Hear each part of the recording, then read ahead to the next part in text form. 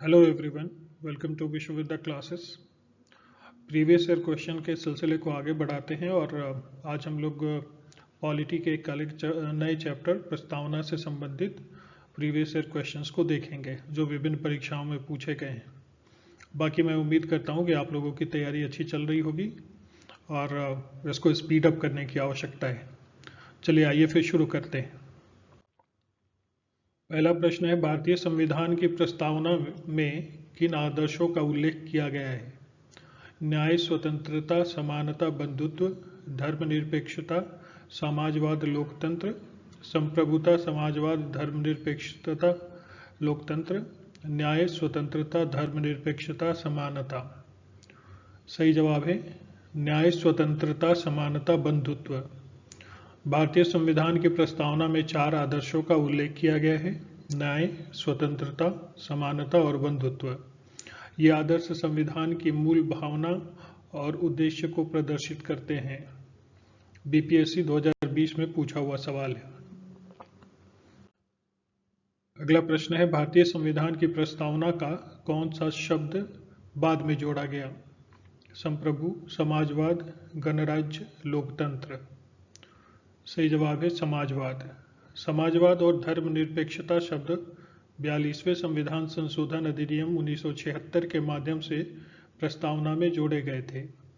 संविधान की प्रारंभिक प्रस्तावना में ये शब्द नहीं थे। अगला प्रश्न है, निम्नलिखित में से कौन सा संविधान संशोधन प्रस्तावना में संशोधन से संबंधित है? 42वां, 44वां, 52वां, 61वां।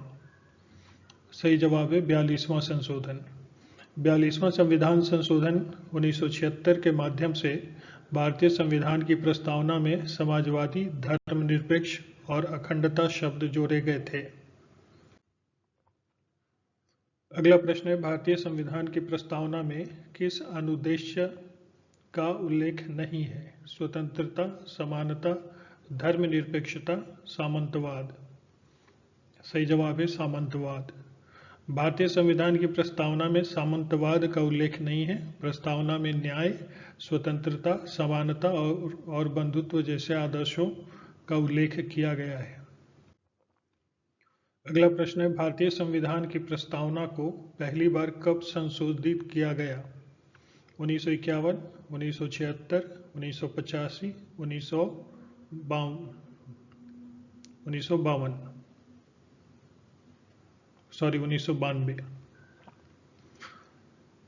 सही जवाब है 1976। भारतीय संविधान की प्रस्तावना को 42वें संविधान संशोधन अधिनियम 1976 के माध्यम से पहली बार संशोधित किया गया था, जिसमें समाजवादी, धर्मनिरपेक्ष और अखंडता शब्द जोड़े गए।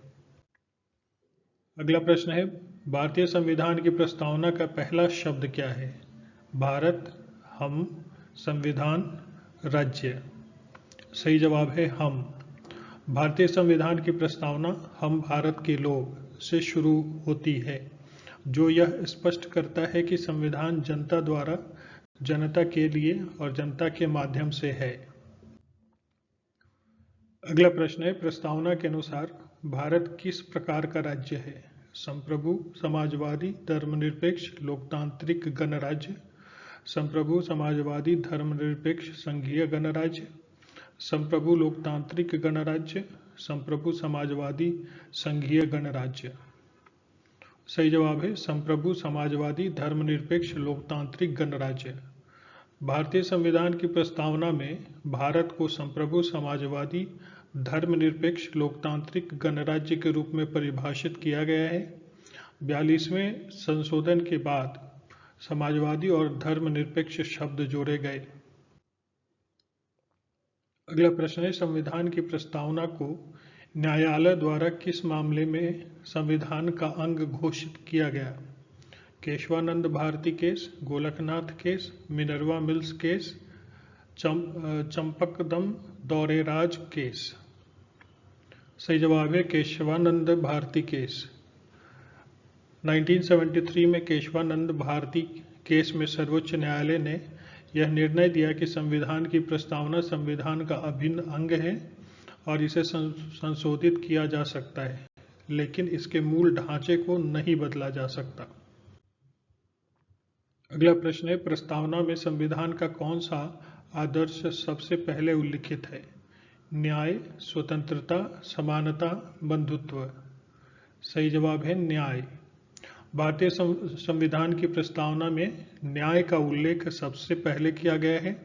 न्याय के 3 रूप सामाजिक, आर्थिक और राजनीतिक संविधान के आदर्शों में शामिल हैं। अगला प्रश्न है, निम्नलिखित में से किसे प्रस्तावना का आधार माना जाता है? मौलिक अधिकार, मौलिक कर्तव्य, राज्य के नीति निर्देशक तत्व, उपयुक्त सभी। सही जवाब है मौलिक अधिकार। संविधान की प्रस्तावना और मौलिक अधिकारों का उद्देश्य भारतीय नागरिकों को न्याय, स्वतंत्रता और समानता प्रदान करना है। इसलिए प्रस्तावना को मौलिक अधिकारों का आधार माना जाता है।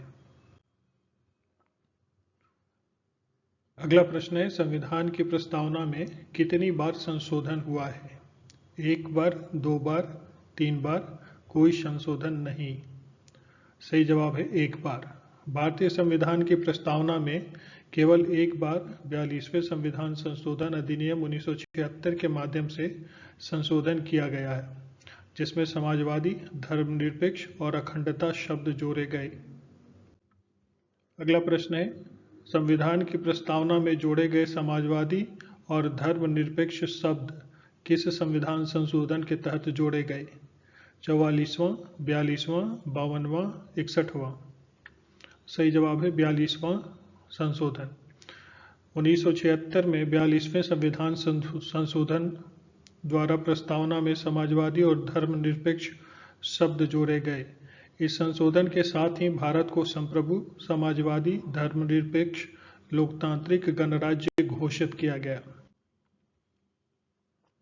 अगला प्रश्न है, निम्नलिखित में से किस केस में सर्वोच्च न्यायालय ने कहा कि प्रस्तावना संविधान का हिस्सा है? गोलकनाथ बनाम राज्य, मिनर्वा मिल्स बनाम भारत संघ, केशवानंद भारती बनाम राज्य, बेरूबारी केस।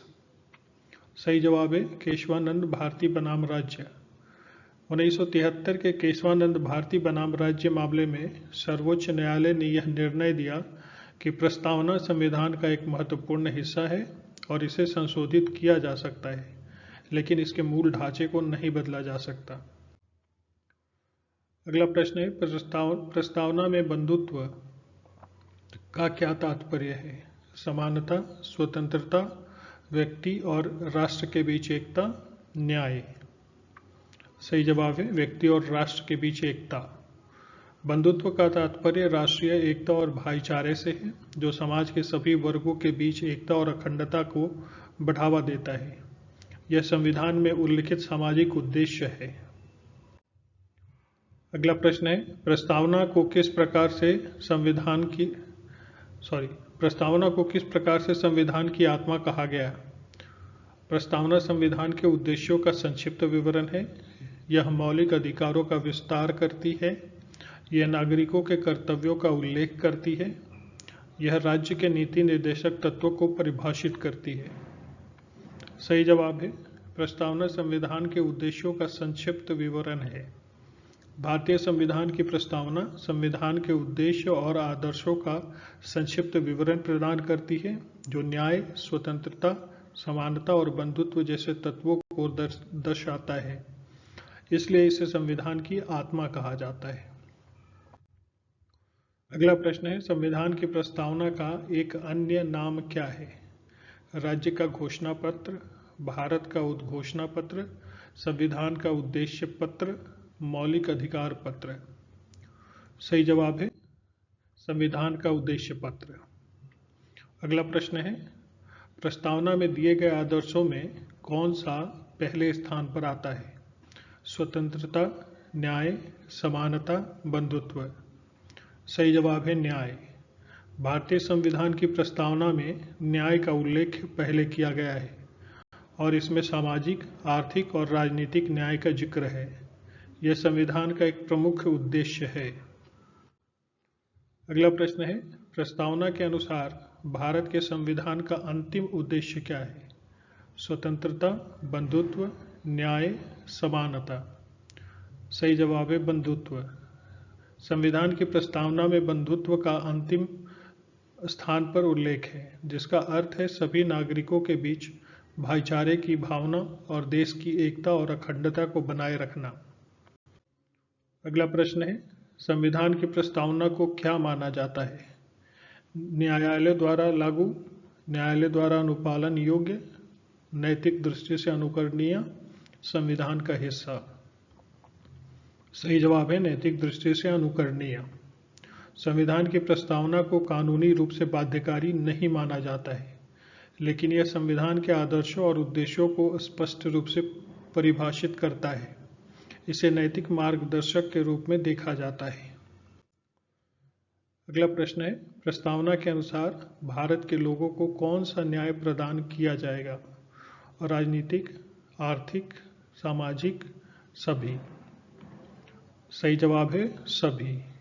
भारतीय संविधान की प्रस्तावना में 3 प्रकार के न्याय, सामाजिक, आर्थिक और राजनीतिक न्याय का उल्लेख किया गया है। यह न्याय सभी नागरिकों के लिए समान अवसर और अधिकार सुनिश्चित करता है। अगला प्रश्न है, निम्नलिखित में से कौन सा उद्देश्य प्रस्ताव में शामिल नहीं है? स्वतंत्रता, समानता, न्याय, विकास। सही जवाब है विकास। भारतीय संविधान की प्रस्तावना में विकास का उल्लेख नहीं किया गया है। इसमें न्याय, स्वतंत्रता, समानता और बंधुत्व का उल्लेख किया गया है। अगला प्रश्न है, किस वर्ष में संविधान की प्रस्तावना को अंतिम रूप दिया गया था? 1947, 1950, 1949, 1946। सही जवाब है 1949। भारतीय संविधान की प्रस्तावना को 26 नवंबर 1949 को अंतिम रूप दिया गया था, जब संविधान सभा ने इसे अपनाया और संविधान का प्रारंभिक भाग माना। अगला प्रश्न है, संविधान की प्रस्तावना में कितने मौलिक तत्वों का उल्लेख किया गया है? 3, 4, 5, 6। सही जवाब है 5। संविधान की प्रस्तावना में 5 मौलिक तत्वों का उल्लेख किया गया है: संप्रभुता, समाजवाद, धर्मनिरपेक्षता, लोकतंत्र और गणराज्य। ये भारतीय संविधान के मौलिक सिद्धांतों को परिभाषित करते हैं। अगला प्रश्न है, भारतीय संविधान की प्रस्तावना में न्याय का कौन सा प्रकार नहीं दिया गया है? सामाजिक, आर्थिक, राजनीतिक, धार्मिक। सही जवाब है धार्मिक न्याय। भारतीय संविधान की प्रस्तावना में सामाजिक और आर्थिक और राजनीतिक न्याय का उल्लेख किया गया है, लेकिन धार्मिक न्याय का उल्लेख नहीं किया गया है। धार्मिक स्वतंत्रता मौलिक अधिकारों के अंतर्गत आती है। अगला प्रश्न है, भारतीय संविधान की प्रस्तावना को सबसे पहले किसने संविधान की कुंजी कहा था? Jawaharlal Nehru, doctor Bhimrao Ambedkar, Mahatma Gandhi, N Gopalaswamy Iyengar. सही जवाब है डॉक्टर भीमराव अंबेडकर। डॉक्टर भीमराव अंबेडकर ने भारतीय संविधान की प्रस्तावना को संविधान की कुंजी कहा था, क्योंकि यह संविधान के उद्देश्यों और आदर्शों का सारांश प्रदान करती है। अगला प्रश्न है, धर्मनिरपेक्ष शब्द के बारे में क्या सही है? राज्य का कोई धर्म नहीं होगा, राज्य सभी धर्मों को समान रूप से मान्यता देगा, राज्य धर्म और राजनीति को अलग रखेगा। उपयुक्त सभी। सही जवाब है उपयुक्त सभी। धर्मनिरपेक्ष शब्द का अर्थ है कि राज्य का कोई धर्म नहीं होगा, सभी धर्मों के प्रति समान व्यवहार होगा और धर्म और राजनीति को अलग रखा जाएगा। भारतीय संविधान इसी सिद्धांत को अपनाता है। अगला प्रश्न है, भारतीय संविधान की प्रस्तावना में प्रभुत्व संपन्न शब्द का क्या अर्थ है? सभी व्यक्तियों के बीच समानता, भारत किसी भी बाहरी शक्ति के नियंत्रण में नहीं है, धार्मिक स्वतंत्रता की गारंटी, स्वतंत्र न्यायपालिका। सही जवाब है भारत किसी भी बाहरी शक्ति के नियंत्रण में नहीं है। प्रस्तावना में प्रभुत्व संपन्न का अर्थ यह है कि भारत एक स्वतंत्र राष्ट्र है और किसी भी बाहरी शक्ति या देश के नियंत्रण में नहीं है। भारत अपने सभी आंतरिक और बाहरी मामलों का निर्णय लेने में सक्षम है। अगला प्रश्न है, निम्नलिखित में से कौन सा शब्द भारतीय संविधान की प्रस्तावना में नहीं है? लोकतंत्र, स्वतंत्रता, बंधुत्व, संघवाद। सही जवाब है संघवाद। भारतीय संविधान की प्रस्तावना में संघवाद शब्द का उल्लेख नहीं किया गया है। हालांकि भारतीय संविधान संघीय संरचना को अपनाता है, लेकिन इस शब्द का प्रस्तावना में उल्लेख नहीं है। अगला प्रश्न है, भारतीय संविधान की प्रस्तावना में किस प्रकार की शासन प्रणाली की स्थापना की गई है? लोकतांत्रिक और गणतंत्र, समाजवादी और राजतांत्रिक, सामंतवादी और धर्मनिरपेक्ष, उपर्युक्त सभी। सही जवाब है लोकतांत्रिक और गणतंत्र। भारतीय संविधान की प्रस्तावना में भारत को एक लोकतांत्रिक और गणराज्य के रूप में वर्णित किया गया है, जहां जनता द्वारा सरकार को चुनाव होता है और राज्य प्रमुख का चुनाव अप्रत्यक्ष रूप से जनता द्वारा किया जाता है। अगला प्रश्न है, प्रस्तावना संविधान का परिचय पत्र है, यह कथन किसका है? डॉक्टर भीमराव अंबेडकर, पंडित नेहरू, एन गोपालस्वामी अयंगर, के एम मुंशी। सही जवाब है के एम मुंशी, कन्हैयालाल मानिकलाल मुंशी। के एम मुंशी ने भारतीय संविधान की प्रस्तावना को संविधान का परिचय पत्र कहा था। यह प्रस्तावना संविधान के उद्देश्यों, आदर्शों और सिद्धांतों का सारांश प्रस्तुत करती है। अगला प्रश्न है, भारतीय संविधान की प्रस्तावना में वर्णित गणराज्य का क्या तात्पर्य है?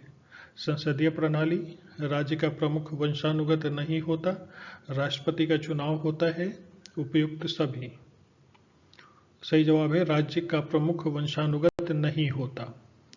गणराज्य का अर्थ है कि राज्य का प्रमुख वंशानुगत नहीं होता, बल्कि चुनाव के माध्यम से नियुक्ति किया जाता है। भारत में राष्ट्रपति राज्य का प्रमुख होता है और उसका चुनाव अप्रत्यक्ष रूप से जनता द्वारा चुने गए प्रतिनिधियों के माध्यम से होता है। अगला प्रश्न है, भारतीय संविधान की प्रस्तावना में लोकतांत्रिक से क्या अभिप्राय है? न्यायपालिका की स्वतंत्रता, जनता द्वारा सरकार का चुनाव, राज्य द्वारा धर्म का पालन, राज्य द्वारा संपत्ति का राष्ट्रीयकरण।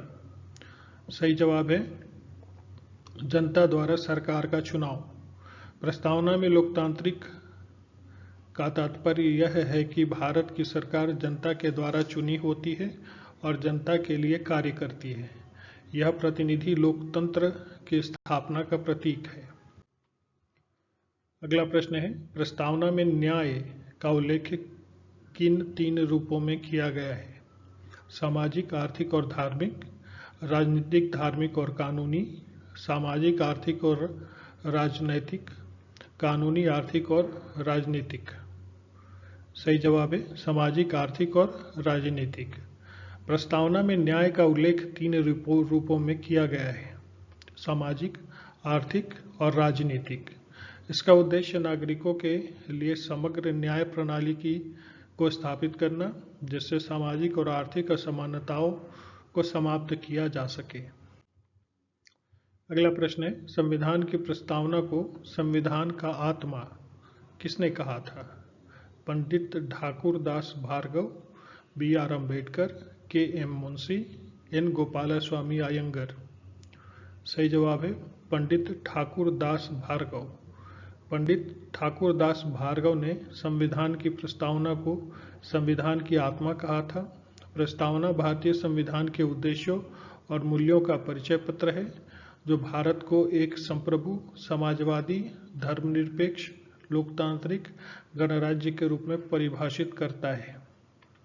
तो इस वीडियो में इतना ही। मैंने उन सभी महत्वपूर्ण प्रश्नों को इसमें ऐड किया है जो विभिन्न परीक्षाओं में पूछे गए हैं, और मेरे ख्याल से अगर इतने प्रश्नों को आप समझ पाते हैं और इतने प्रश्नों को आप जान पाते हैं, इसके कॉन्सेप्ट को रख पाते हैं, तो आपके लिए इससे शायद ही कोई प्रश्न छूटे। चलिए फिर, ऑल द बेस्ट, तैयारी में लगे रहिए, पढ़ते रहिए।